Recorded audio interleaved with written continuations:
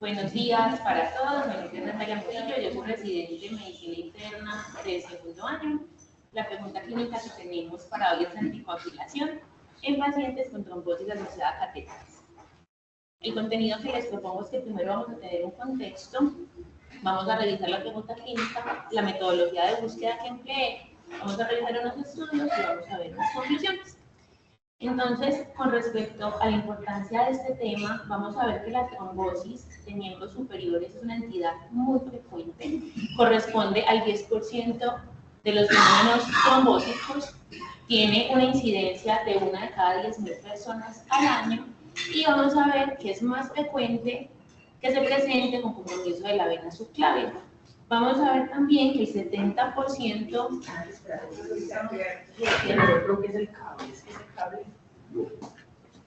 que el 70% va a estar asociada a catéteres y en este que estamos viendo en este momento es el registro de Riete con la última actualización que tienen del año pasado, donde podemos ver que las trombosis de miembros superiores corresponden al 3% de todos los fenómenos trombóticos con respecto a pacientes hospitalizados.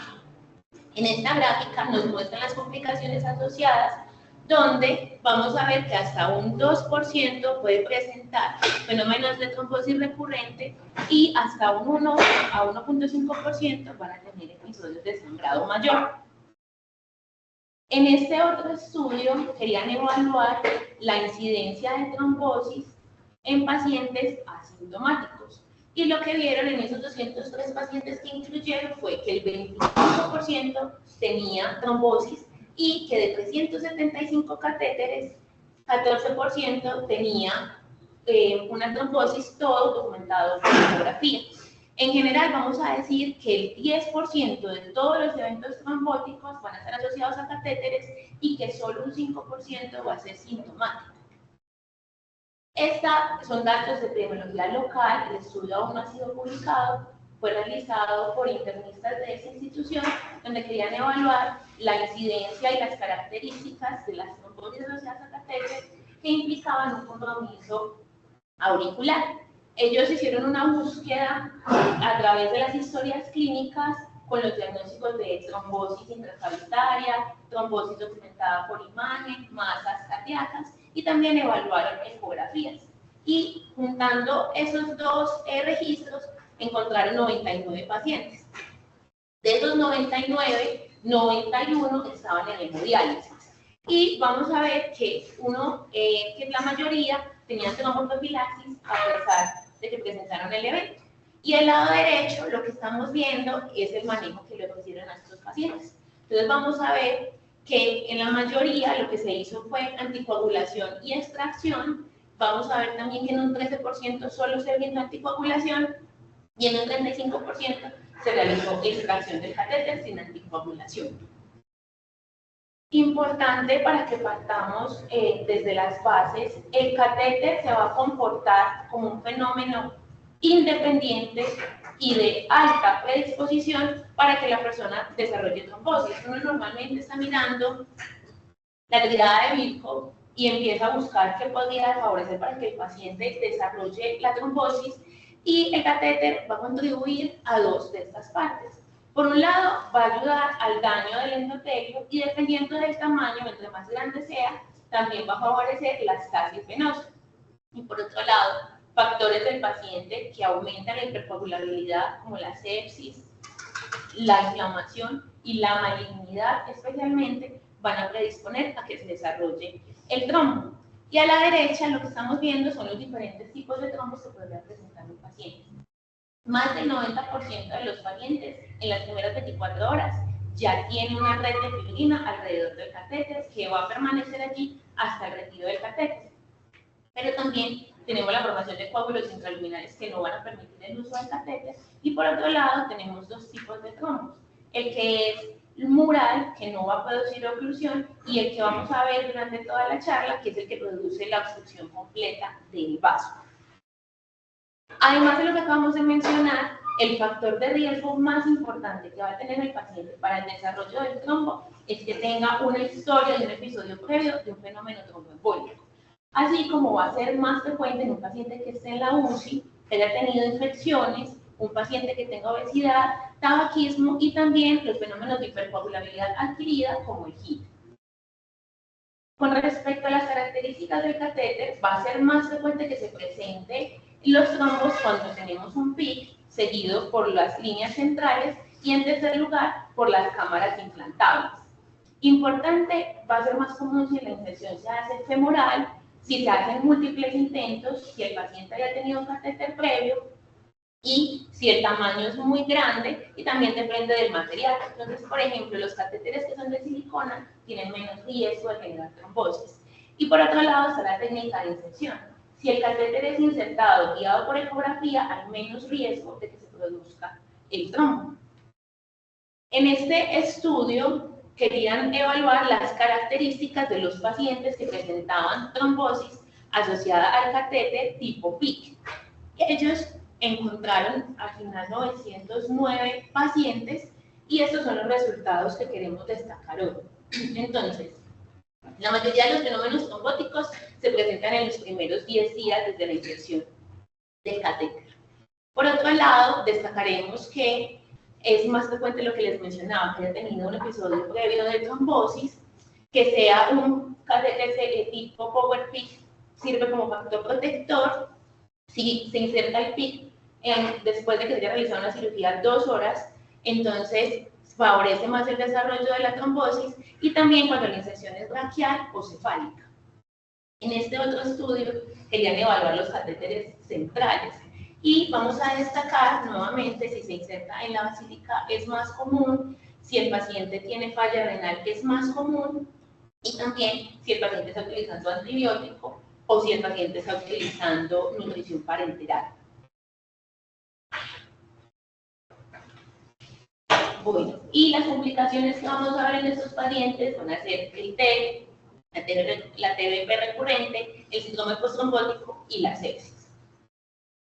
Es importante resaltar que la trombosis de miembros superiores e inferiores no se comportan de la misma manera.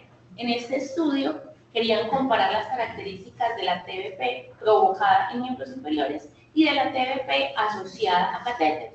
En edad, sexo, la distribución es muy similar, las comorbilidades y condiciones de base también, pero vamos a ver un aspecto muy importante para lo que sigue en la charla, y es que en los pacientes que tienen TBP asociada al catéter va a destacar el cáncer, mientras que en los otros pacientes destaca más la inmovilidad, y en el tratamiento para este estudio, que es del 2017, estaba basado principalmente en warfarina para las TBP de miembros inferiores, y en la TBP asociada al catéter utilizaron más heparinas de bajo peso molecular. Y en cuanto a los eventos, que es lo que quiero como que nos llevemos de esta gráfica, en este grupo tenían más TEP los pacientes con TBP asociada al catéter, tenían más recurrencia de TBP y tenían también mayor riesgo de sangrado mayor. No obstante, aquí hay que aclarar que estamos viendo que en el lado de la asociada al catéter había más pacientes con malignidad, que en el otro lado podrían estar mucho más enfermos desde sus comorbilidades como tal.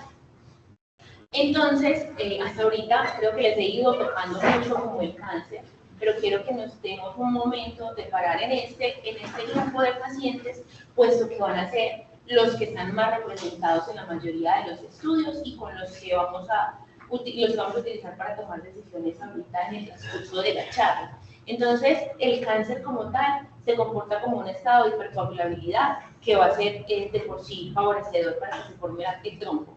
Y por otro lado, las masas como tal también van a generar fenómenos oclusivos que van a predisponer tanto a la estasis como a la oclusión, pues como al cierre como tal del vaso, perdón. Y vamos a destacar el tipo de cáncer, principalmente el cáncer de ovario, y en la quimioterapia vamos a destacar la talidomida. Al lado derecho, en la tablita, tienen una revisión sistemática de diferentes estudios donde mencionan las características de estos pacientes. Realmente no tienen como muchos datos, pero lo que destaca es una mortalidad del 9.5%, más explicada por el cáncer que por la trombosis per se, y también destaca la recurrencia de la trombosis. Con respecto a las características de resolución nos hemos preguntado qué factores contribuyen a que el paciente no tenga, pues, cómo se va a curar de la trombosis, y hay como dos medidas. Una que ha sido muy debatida es retirar el catéter.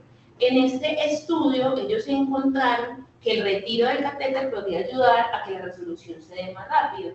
No obstante, pues vamos a destacar que ese retiro es a largo plazo, pues finalmente si uno no tiene un catéter tiene menos predisposición para el trombo. Pero lo que ellos también mencionan es que veamos que no hay diferencias y que no hay una importancia estadísticamente significativa cuando el catéter se retira en menos de 48 horas desde que se hace el diagnóstico. Y por otro lado, en este estudio creo que no es muy apropiado para tomar decisiones teniendo en cuenta que la mayoría de los pacientes no estaban anticoagulados, que sería la piedra angular del tratamiento, como vamos a ver a continuación. Entonces, vemos que cuando se revisan estos estudios que quieren hablar de trombosis venosa profunda y de su tratamiento con anticoagulantes directos, estos que son los tres más importantes no incluyeron pacientes con trombosis de miembros superiores y mucho menos con trombosis asociada a catéter. Tenemos una limitación como desde estos estudios para tomar decisiones. Y las guías, cuando quieren responder la pregunta, esta por ejemplo que son las CHES, tiene una actualización de 2021 donde no mencionan nada sobre el tema, y si nos devolvemos a 2016 nos dicen de la anticoagulación a todo el mundo, que ya vimos que es importante porque tenemos varias complicaciones que se pueden disminuir con la anticoagulación, y también nos dicen a quiénes vamos a hacer el trombolisis, no mencionan absolutamente nada más. Y revisando guías más actualizadas, tenemos la guía canadiense que es del año pasado, ellos nos dicen como según la evidencia disponible cuál sería la mejor opción de medicamento, y nos dicen una farina de bajo peso molecular que se debería dar por lo menos 3 meses del tratamiento y que la trombolisis debería ser definida por un experto en trombosis. Entonces, ¿cuál es la limitación que tenemos con todo lo que vamos a mencionar? Es una entidad que es muy frecuente, aumenta la mortalidad, las complicaciones trombólicas, no tenemos, hasta donde les he mencionado, un estudio autorizado controlado para comparar estos pacientes con una manera apropiada desde la parte epidemiológica. Y las últimas guías, lo que les acabo de mencionar, no les mostré de dónde sacan la recomendación, porque son recomendaciones de expertos, básicamente. Entonces, hasta ahí tenemos el problema. Ahora, las posibles soluciones y cómo uno pensaría como clínico que se va a enfrentar al paciente es preguntarse con qué lo va a anticoagular, cuánto tiempo lo va a anticoagular y cuándo y cómo va a retirar ese dispositivo. Para empezar a responder esas preguntas que yo haría con un paciente que tenga al frente, entonces vamos a hacer nuestra pregunta macro. Entonces, en pacientes anticoagulados con trombosis asociada al catéter, la anticoagulación con un medicamento anticoagulante directo, comparado con una heparina de bajo peso molecular o warfarina, cómo incide en recurrencia de TBP, TF, no postrombótico y sangrados. Para responder la pregunta hice una búsqueda en diferentes bases de datos y también hice una búsqueda con una inteligencia artificial que se llama Connect Papers, y también las referencias bibliográficas de algunas revisiones sistemáticas que estaban disponibles en la literatura, con las palabras claves que ven en la diapositiva y los filtros humanos, adultos y texto completos para Medlane y para Embase. Con respecto a la inteligencia artificial, en ella uno escribe las palabras claves que mencioné, entonces puse simplemente como asociado a catéter y trombosis de miembro superior, aparecen varios artículos, se escoge del título que sea más acorde a lo que nos está preguntando, y a partir de eso ella crea como si fuera un metaanálisis en red de diferentes artículos que también serían como parecidos al que ya uno revisó. Esa sería como una opción. Ese es el de trombosis de miembros superiores, ese es el de asociado a catéter, miren, hay menos documentos disponibles, pero a la larga pues son muy similares a los artículos que uno encuentra con la búsqueda completa tipo revisión sistemática.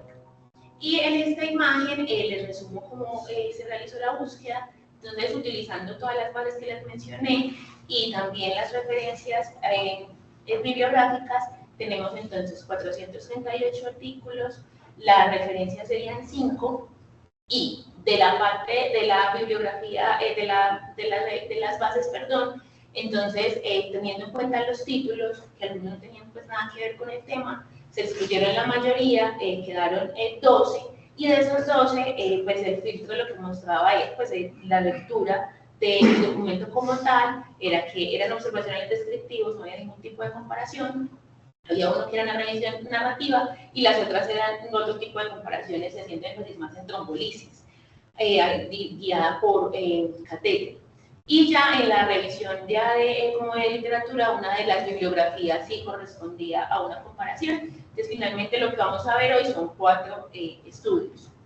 El primero fue publicado en 2017, es una cohorte prospectiva, el estudio fue realizado en China y Australia, y ellos querían estudiar en pacientes con cáncer, trombosis asociada a PIC. Para esto, ellos hacían un seguimiento del paciente clínico por enfermería, ellos estaban como encargados del cuidado del catéter, y se les hacían unas ecografías cada 2 a 4 semanas. Si el paciente tenía manifestaciones de TEP, pues hasta ahí llegaba el seguimiento ecográfico y ya entraban como en el grupo como tal. Y en la comparación le hicieron de rivaroxaban 20 miligramos al día versus enoxaparina, que después pasaba a ser warfarina. Y hacían un seguimiento médico semanal, les hacían ecografías cada 2 semanas y luego mensuales por 3 meses.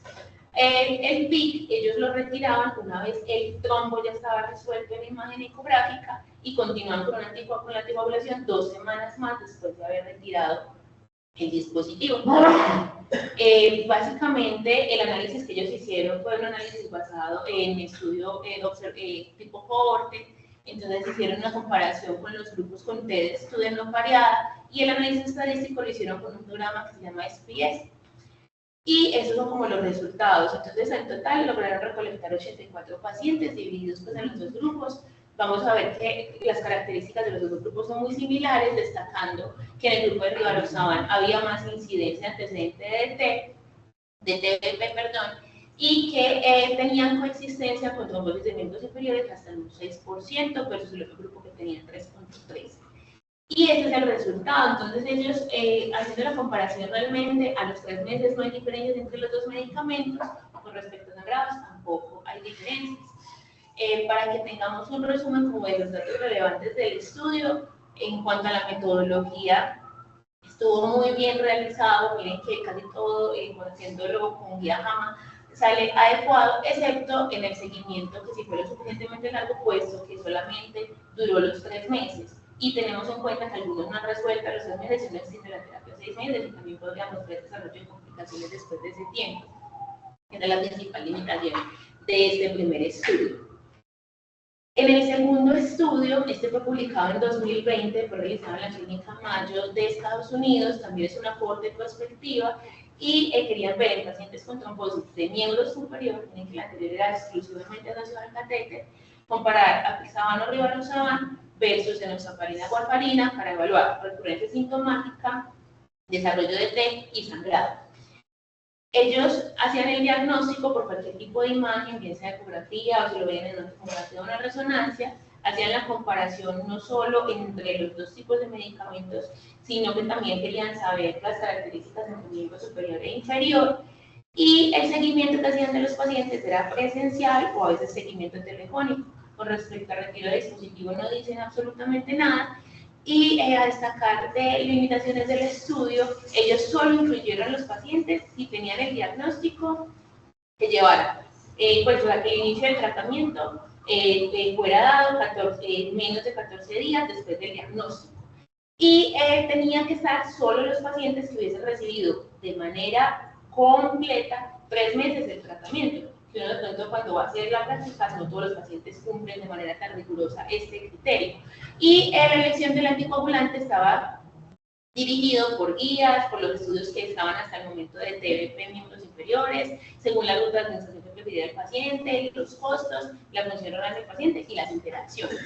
Y ya para hacer el análisis, ellos escogieron pues cómo evaluar cada variable según si era continua o categórica, y los desenlaces los vamos a ver en personas, años, y el análisis estadístico lo hicieron con un propensity score y también utilizaron pues de Kazak para hacerlo a partir de proporciones de Cox. Entonces en esta tablita que vemos las características, vamos a destacar que este es el único estudio donde vamos a ver que el porcentaje de malignidad no es del 100%. En este, el total de los pacientes del 60% tienen malignidad, tenemos ahí un grupito pues 40% sin cáncer. Y lo otro muy importante es que yo les decía al principio, esto es de trombosis de miembros superiores, así que de asociado a catéter solo tenemos un 44% en el grupo de los DOAS, 57% en el de la warfarina, para un total de 51% de los pacientes. Solo a un 2% se le hizo trombolisis. Con respecto a los resultados, vamos a ver que no hay diferencias entre los dos grupos para destacar, y ellos también nos muestran en este lado, con el análisis que realizaron, cómo quedaba el HR ajustado, donde nuevamente no vemos diferencias entre los dos grupos para los resultados que les mencioné al principio. En este estudio, las limitaciones que encontramos, entonces, primero, lo del seguimiento si fue lo suficientemente completo, nos queda la duda porque ellos no mencionan a cuántos pacientes excluyeron por no tomarse una de las dosis del medicamento, por ejemplo, si son similares o no a nuestro paciente, porque recordemos que la pregunta es asociada al catéter y aquí solamente era un 50-60%, y con respecto a si el seguimiento fue lo suficientemente largo, nuevamente tenemos la limitación de que siguen a los pacientes menos de 6 meses. Cuando, por ejemplo, los estudios de TDP en miembros inferiores duraban 300 días, por lo menos. En este tercer estudio, entonces, evaluaron pacientes mujeres con cáncer ginecológico o cáncer de mama. El estudio fue realizado entre Italia y Reino Unido, y ellos, este sí es un estudio retrospectivo, y querían evaluar las características en también trombosis asociada al catéter de Doxaban versus heparina de bajo peso molecular, y también compararon con fondaparinose. Querían evaluar la preservación del catéter, la trombosis residual, la recurrencia del tromboembolismo y el sangrado. Ellos utilizaron, pues, como todo un sistema electrónico de historias clínicas, y a partir de ahí crearon una base de datos. Y importante, incluían pacientes que hubiesen recibido antipoblación mínimo 3 meses, y para poder estar en el grupo de DOA debían haber recibido la heparina máximo 10 días. En la tablita les resumo lo importante. Yo les había mencionado por allá al principio que el cáncer que más favorecía el desarrollo de los trombos era el cáncer de ovario, y este grupo se comportó de esa manera. Las pacientes tenían metástasis en un 77%, y en este estudio lo traigo también porque miren que ahorita hablábamos de PIC, hablábamos de catéteres venosos centrales, mientras que este son cámaras implantables la mayoría de los pacientes, hasta un 71%. Y lo que ellos nos mencionan es que lograron preservar la función del catéter hasta en un 31%. Y en cuanto al resto de las características, probablemente no hay diferencias entre los tres grupos. Con respecto a los datos del estudio y la calidad del estudio, no mencionan nada sobre pérdidas, no mencionan nada sobre ese punto, pero tengamos en cuenta que era retrospectivo, así que muchas veces esta parte es más difícil como de puntualizar por los autores. El resto de los datos sí estaban en el artículo, y sí se puede como aplicar al paciente que tenemos nosotros en nuestra pregunta PIC. El último estudio también es un estudio retrospectivo, es chino, fue publicado el año pasado, son pacientes con cáncer, trombosis de miembro superior asociadas a PIC. Ellos querían comparar Rivaroxaban versus heparinas de bajo peso molecular. Nuevamente, la anticoagulación fue por 3 meses y se prolongaba según el criterio médico, haciendo un seguimiento con ecografía. El seguimiento fue a 180 días, tiene que ser un poquito más largo que los otros, y ellos también construyeron una base de datos a partir de registros clínicos. Ellos excluyeron pacientes con trombosis primarias, trombofilia, y pues pacientes que estuvieron anticoagulados por otra indicación. Y pues ellos encontraron inicialmente unos 233 pacientes, de los que descartaron pacientes que estuvieran con anticoagulación por otra razón, y mencionan que hubo 11 que perdieron en el seguimiento, y ya finalmente quedan 118 en el grupo de la naldoparina y 99 en el de Rivaroxaban.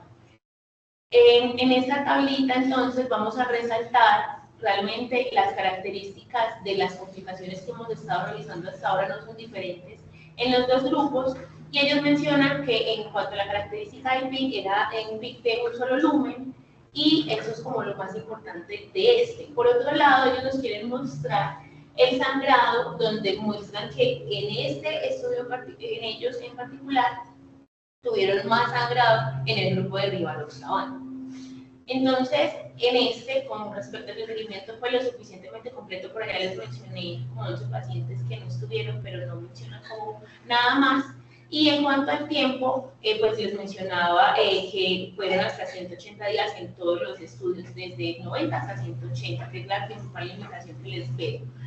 Entonces, hasta ahí tenemos como los datos que nos arrojan los estudios con respecto a complicaciones, que podríamos utilizar cualquiera de los medicamentos, pero la pregunta que también les mencionaba era si retiramos el dispositivo o no, y solamente en uno de los estudios son muy claros, en decir que retiraban el dispositivo después de que resolviera el trombo y que continuaba la anticoagulación, y en los estudios que les mencioné antes de la pregunta, pues decían era como que les gustaba retirar mucho el dispositivo.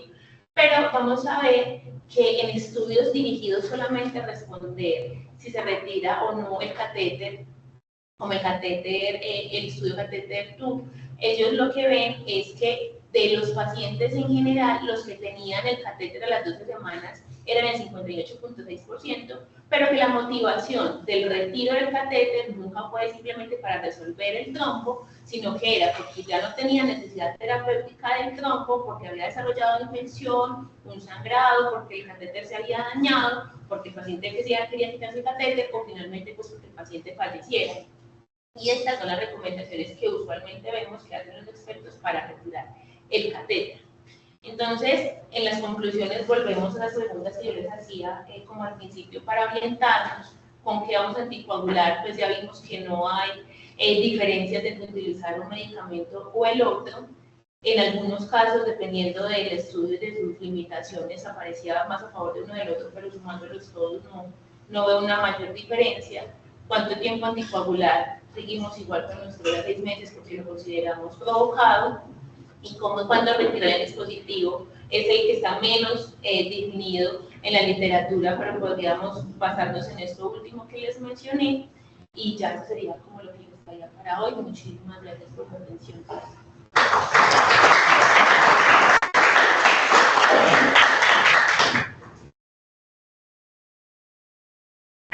Pero yo tengo una duda.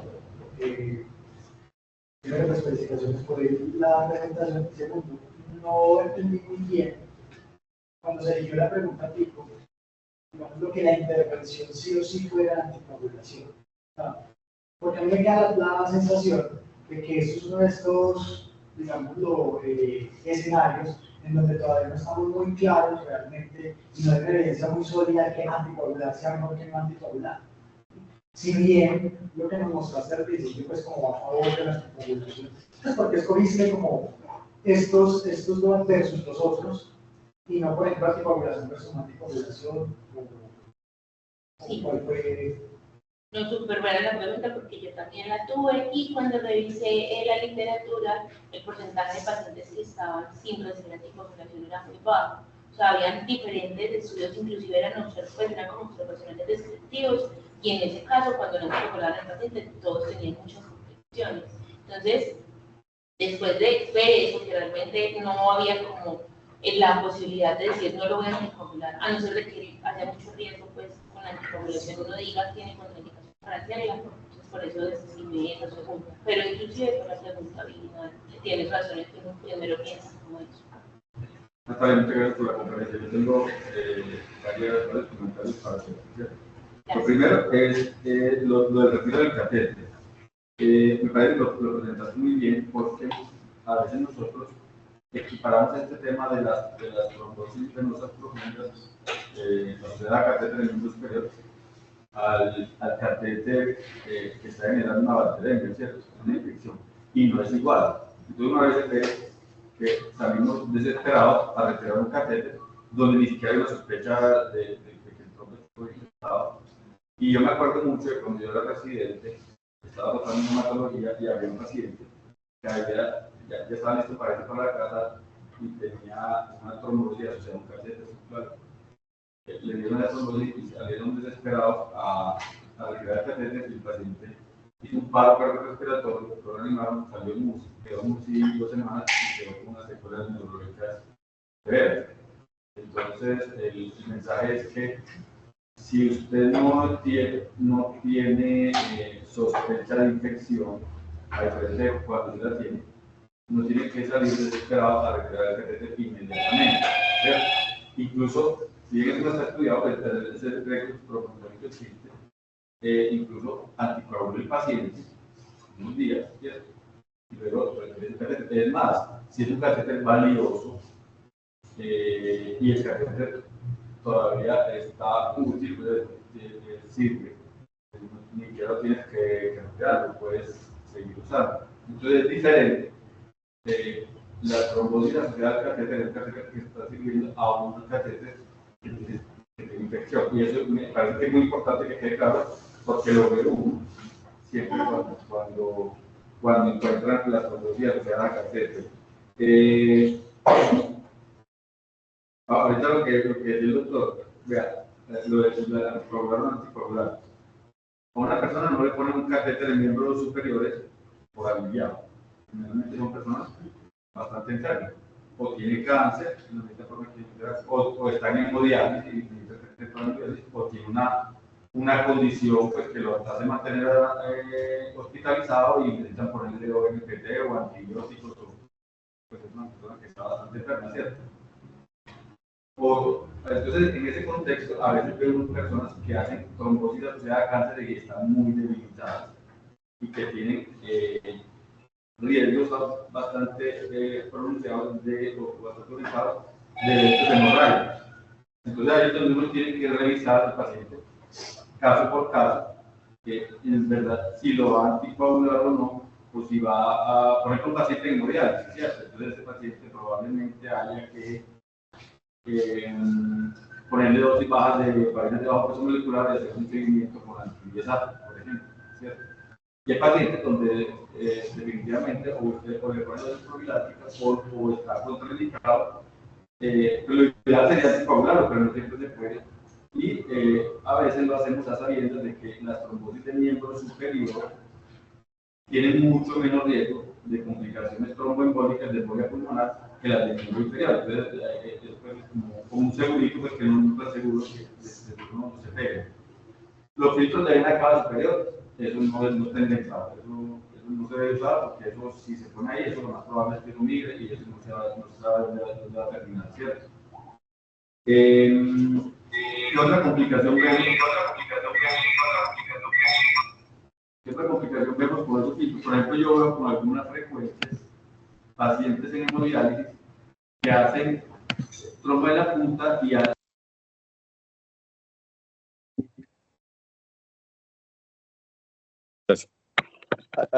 con alguna frecuencia veo pacientes en hemodiálisis que tienen catéteres y que hacen trombos en la aurícula derecha. Es un reto terapéutico porque yo creo que ahí las opciones son anticoagular al paciente, hacerle trombolisis.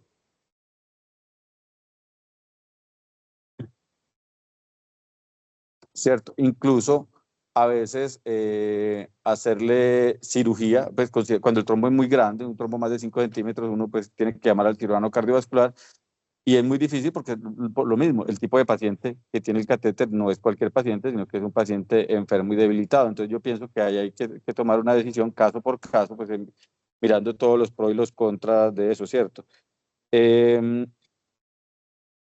No sé si hablaste de dónde debe quedar el catéter. O sea, la idea es que, eso los radiólogos lo saben, pero los que ponen los catéteres, la idea es que la punta del catéter quede en toda la entrada de la aurícula derecha y eso disminuye notablemente el riesgo de trombosis, pero pues la mayoría de los radiólogos eso lo hacen muy bien y lo dejan ahí situado porque saben que eso es así. En cuanto a la trombolisis, por ahí que lo mencionaste también, nosotros somos supremamente cautos con ese tema. ¿Por qué? Porque es que volvemos a lo mismo, qué tipo de paciente tenemos y le vamos, si a veces los pacientes ni siquiera nos toleran la anticoagulación, ahora le vamos a poner un medicamento que muchas veces no se necesita y que además puede ponerlo en riesgo de sangrado importante. Entonces, solamente se reserva para los pacientes que tienen flegmasia ceruleadoles, que no es más que la triada de, o sea, tener una trombosis con la triada clínica de edema a tensión de la extremidad, con dolor intenso y con cianosis distal, ¿cierto? Afortunadamente, eso es menos del 1% de los casos, incluso es mucho menos frecuente en miembros superiores que en miembros inferiores. Entonces, la mayoría de los pacientes con anticoagulación sola van a salir. Muchas gracias por la presentación.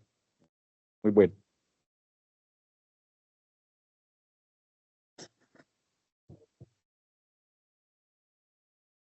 Pues cuando uno hace como el estudio de trombosis asociada catéter, hay que dividir como dos grandes grupos, ¿cierto?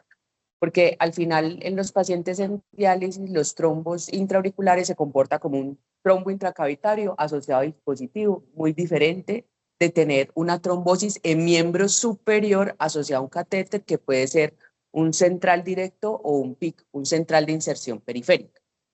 Entonces, digamos que como lo que tú estabas abordando más era trombosis venosa en miembro superior asociada a catéter, pues uno está pensando en los dispositivos más frecuentes que son los PIC o los centrales, por ejemplo. Pues sería como lo que uno ve en la práctica clínica. Lo que mostraste de la cohorte del Riete a uno le deja algo muy importante cuando uno toma decisiones clínicas, porque si bien la evidencia en este escenario no es tan grande como en los eventos tromboembólicos más frecuentes, que son miembros inferiores y embolia pulmonar, es que el comportamiento de la historia natural es muy diferente en términos de recurrencia y en términos de posibilidad de embolia. Si bien mostraste como algo en la cohorte, cuando uno mira otras, de acuerdo como a la prevalencia de pacientes con enfermedad oncológica, definitivamente uno tiene que tener claro que los desenlaces adversos en miembros superiores no son tan altos como en miembros inferiores. Y si hay esas diferencias, son asociadas a la enfermedad o al diagnóstico que tenga la enfermedad, no per se a la trombosis, sino al mismo cáncer, tanto en sangrado como en mortalidad, porque no sería mortalidad por una embolia pulmonar. Entonces, teniendo en cuenta eso, uno tiene que tener muy claro es que la trombosis venosa en miembro superior no todas las veces hay que anticoagularla, ¿sí? Las guías dan la recomendación, tú lo colocaste ahí, yo quiero que quede como claro para todo el personal, pues como información que está, es que uno se hace la pregunta respecto a la indicación de la anticoagulación y a la seguridad, si mi paciente no tiene una contraindicación, si yo tengo un compromiso del eje central. ¿Eso qué quiere decir? Axilar y subclavia. Las trombosis humerales que uno las puede ver, o por ejemplo basílica, yo puedo tener una ecografía que me reporte trombosis asociada a catéter, pero es la basílica, que es la venia superficial por donde entra el catéter de inserción periférica. Entonces, esas que son cargas trombóticas muy bajas, usted no las tiene que anticoagular y con más importancia usted debe tender a preservar ese catéter. Entonces, cuando yo tengo un reporte de un trombo oclusivo, que ella lo mostró también muy bien, yo puedo tener la diferenciación como en las categorías de compromiso del trombo de catéter, desde la línea de fibrina hasta el trombo obstructivo, que el trombo obstructivo es el que tendría el beneficio de la anticoagulación. Yo me pregunto en la indicación en las trombosis axilares y subclavias. Y por eso, Sebas, es que, digamos, la pregunta pico en la recomendación debe ser con anticoagulación, porque si bien la evidencia no es fuerte, las que son trombosis obstructivas asociadas a catéter, o sea, un trombo tipo 4 que produzca obstrucción del flujo y que comprometa la axilar, la subclavia, y pues ya sería pues hacia la vena cava, la indicación tendría que ser anticoagular porque es más probable que el catéter disfuncione con un trombo oclusivo. Digamos que no solamente el manejo expectante. Entonces ahí es como tener muy en cuenta, porque hay veces uno ve que con el reporte se confunden y se le ofrecen anticoagulaciones a cargas trombóticas muy bajas. Algo también importante que lo dijo el doctor Arrieta es que si yo tengo una contraindicación absoluta para la anticoagulación, y pasa mucho en pacientes con cáncer, entonces, por ejemplo, uno que vi esta semana, una paciente anciana con un CA de cúpula vaginal avanzado, con una anemia tumoral crónica, no un sangrado activo, tiene su catéter que es valioso, ya había estado infectada, le están pasando o pueden necesitarlo para la quimio, nutrición parenteral en recuperación, y se reporta que tenía un trombo axilar, subclavia distal, suboclusivo, dolor leve, controlado, no edema. Entonces uno dice, venga, yo anticoagular a esta paciente no puedo, yo la había mantenido con tromboprofilaxis porque ya tiene una hemoglobina en 7, si yo pongo dosis de anticoagulación no voy a pues probablemente la voy a tener en un sangrado activo y yo me tengo que preguntar, mire, por la carga trombótica lo que la está haciendo, definitivamente debo retirar ese catéter. El catéter está sirviendo, la paciente no está infectada, que lo decía el doctor Arrieta, y no tiene una flegmasia cerebral, no tiene una extremidad en riesgo, tiene dolor, yo el dolor lo puedo controlar. El edema de la extremidad se entiende porque tiene un trombo suboclusivo y yo preservo un catéter que es valioso mientras está la paciente en la hospitalización y no que correr a retirarlo. En los pacientes que tienen indicación de una terapia por un catéter central a largo plazo, el hecho de que yo retire e invada otro vaso, pues va a hacer que el otro también se vaya a tapar. Entonces, tengan muy en cuenta esa decisión porque cuando yo tengo la trombosis, lo puedo anticoagular o en aquellos que inclusive no puedo anticoagular, la conducta no tiene que ser inmediatamente retirar el catéter, sino en los escenarios que Natalia los mencionó muy bien, que yo esté infectado, que el catéter no sirva, que el catéter esté mal posicionado, también eso es algo muy importante. En estos días tuvimos una paciente que está en una fístula enteroatmosférica, nutrición parenteral crónica para alimentación, y ella tenía un PIC, no había tenido punciones en cuello, una masa, y resultó que el PIC estaba hasta arriba, hasta la vena yugular, no estaba en la unión cavatrial. Entonces, también es importante eso. La mayoría piensa que todos los catéteres centrales, inclusive los de diálisis, se están colocando bajo guía, como debería ser, pero no todas las veces así. Nefrología en muchos lugares también pone los catéteres sin guía ecográfica. En algunos lugares pues se los pone enfermería, no los pone radiología intervencionista, inclusive radiología, enfermería, las jefes que colocan catéter los deben ser bajo guía, pero en ocasiones digamos que se hacen con técnica de Seldinger sin guía ecográfica. Entonces uno también pregunte, ¿por qué este catéter me disfuncionó temprano? Hago una radiografía para un catéter central y mirar a ver si realmente está en la unión cavatrial. O sea, uno no se le olvide que uno debe confirmar el posicionamiento del catéter, especialmente, por ejemplo, cuando no lo hizo radiología intervencionista, porque la mal posición, sobre todo para los catéteres de hemodiálisis, que son catéteres valiosos, va a ser un poco frecuente. Entonces, yo lo anticoagulo, pero si el catéter sigue en la aurícula, él va a seguir estimulando ese endocardio y va a volver a hacer un trombo. Entonces, yo tengo que reposicionar el catéter, no solamente anticoagularlo, para evitar que vuelva a haber un trombo intracavitario. Entonces, esas como que quería hacer esas aclaraciones que las había hecho pues ya el doctor Arrieta, me parece que las tenías en la charla, pero hay que ser muy puntuales.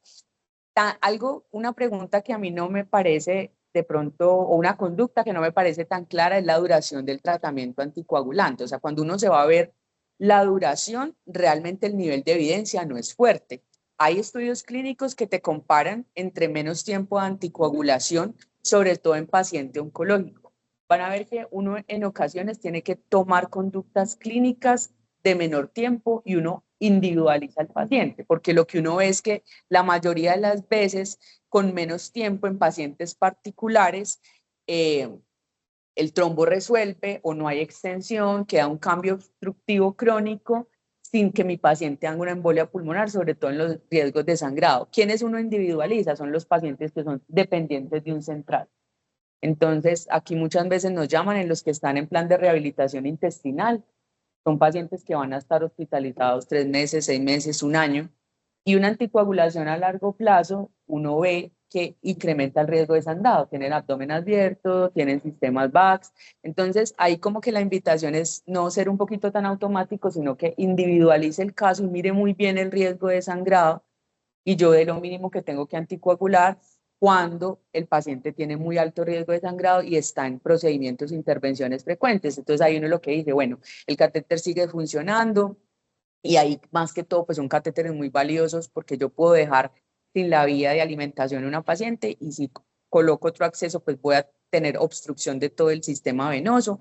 Entonces yo lo que puedo hacer es una ecografía de control, individualizo cómo está y vigilando muy bien que el paciente no se infecte, que no haga un compromiso de la extremidad, pues que no tenga flegmasia, que la perfusión esté bien y que al final pues no haga algo diferente, pero también en ocasiones ante esa como evidencia que no es muy fuerte, uno toma conductas mucho más cortas de terapia anticoagulante en trombosis asociada a catéter en miembro superior, dependiendo de eso, de la carga trombótica y sobre todo el riesgo de sangrado en pacientes que son dependientes de catéter para terapia a largo plazo. La doctora levantó la mano. Yo quiero aprovechar pues para preguntarles un par de cosas. El primero es, si decidimos retirar el catéter, ¿cuánto tiempo mínimo recomiendas de anticoagulación?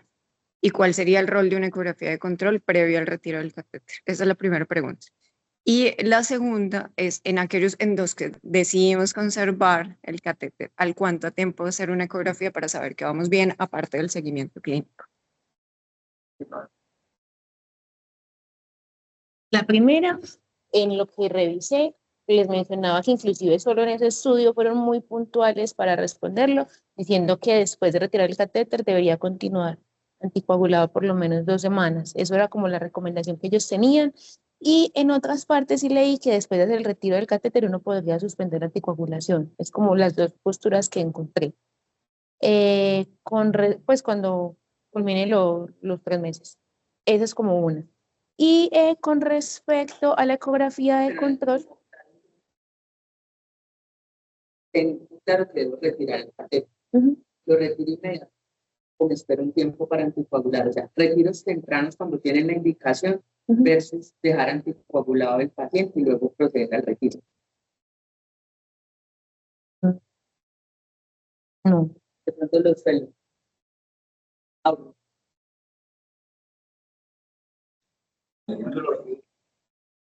Usualmente se espera un plazo de 3 a 5 días con el paciente anticoagulado para autorizar el retiro, pero hay estudios que han intentado cortar ese tiempo, dicen que con un tiempo de al menos 48 horas de anticoagulación podría indicarse el retiro de manera segura. Yo quería agregar algo y es con respecto al tema de la prevención, que tú hiciste un comentario, y es que se disminuye la tasa de trombosis relacionada a catéter si las funciones se hacen guiadas por ecografía, pero hay otras medidas que hay que tener presentes. Uno es que si nosotros estamos familiarizados con las técnicas de inserción de catéter guiadas por ecografía, es importante tener en cuenta el diámetro de la vena donde normalmente va a permanecer el catéter, porque hay estudios que han demostrado que cuando se respeta la relación vena-catéter, una relación 3:1 o menos del 45% o idealmente de un 33%, la tasa de aparición de este tipo de complicaciones es menor y eso la mayoría de las veces se pasa por alto. Una forma de recordarlo de forma simple es que nosotros recordemos que el factor de conversión de centímetro a French es de 0,33. Entonces, cuando tenemos diámetros que normalmente en la vena braquial o axilar están entre 3 a 5 milímetros, por ejemplo, cuando tenemos una venita de 3, le toca de 3 French. 4, 4, o sea, es una relación prácticamente 1:1 porque el factor de conversión es 0,33. Lo otro es que usualmente ya los estudios también han demostrado que entre menos lúmenes, es menos la probabilidad, igual cuando se utilizan los equipos de micropunción o los, los, los dilatadores que sean de menor diámetro. Y por último, que también se ha mencionado, es el tema del posicionamiento de la punta del catéter, que normalmente lo que recomiendan, o lo que han demostrado los estudios, es que debe quedar ubicado en la unión sinoatrial. Tradicionalmente nosotros hacíamos esto guiado con un control de ecografía, pues, pero hay estudios más recientes que han posicionado unos dispositivos como el Sherlock, que es un dispositivo fabricado por una casa farmacéutica que se llama PD, que trata con un sensor ubicado en la región precordial y guiado por los cambios que puede producir la punta del catéter una vez que entra en la unión sinoatrial, detecta los cambios en tiempo real bajo monitoreo electrocardiográfico sobre la onda P y de manera con un buen rendimiento logra demostrar que la punta del catéter está ubicada en esta posición y efectivamente pues eso ha disminuido a través de los resultados de los estudios la incidencia de esta complicación. Entonces, como tener en cuenta que hay medidas preventivas que tenemos que tener presentes. ¿Listo?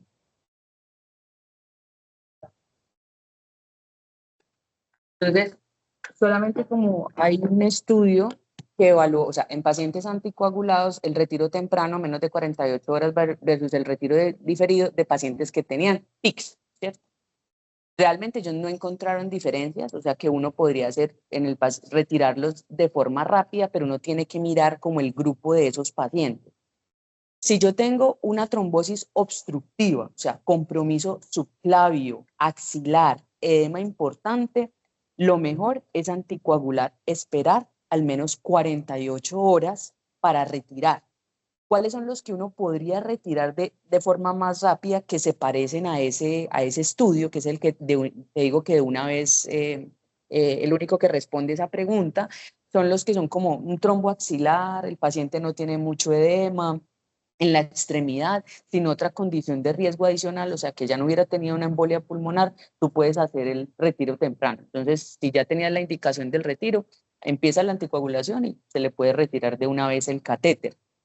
Si yo tengo, por ejemplo, los otros que son cargas trombóticas altas, entonces el paciente tiene edema, está bastante sintomático, tengo todo compromiso en la subclavia, como esos no tengo evidencia suficiente para responder eso, lo que hacemos o la conducta es esperar al menos 48 horas con la anticoagulación y retirar. Si yo tuviera una situación, por ejemplo, en la que definitivamente debo retirar una flegmasia, el paciente tiene un dolor no controlado, porque uno muchas veces ve que en esos pacientes el retiro del acceso les mejora mucho la sintomatología, pues uno podría hacer un retiro bajo guía por radiología intervencionista, pero pues eso es algo completamente inusual. Deja uno anticoagulado del paciente y luego se procede al retiro del catéter cuando tiene indicación de retiro. Hay que tener demasiado cuidado, es porque los retiros tempranos bajo anticoagulación, de lo que tenemos evidencia, es en miembro superior. Si yo tengo una trombosis asociada a un catéter femoral, eso ya es otro paseo completamente diferente. El catéter femoral va directamente, pues él llega hasta la ilíaca y de ahí el trombo puede viajar directamente pues hacia la aurícula. Entonces, con los catéteres femorales, cuando tiene una trombosis, uno tiene que ser, o lo que tratamos de ser, inclusive con los nefrólogos, es ser bien conservadores, anticoagularlos y esperar. Inclusive ese tiempo no está claro, pero mínimo 48 horas y no retirar el femoral con la trombosis iliofemoral ahí.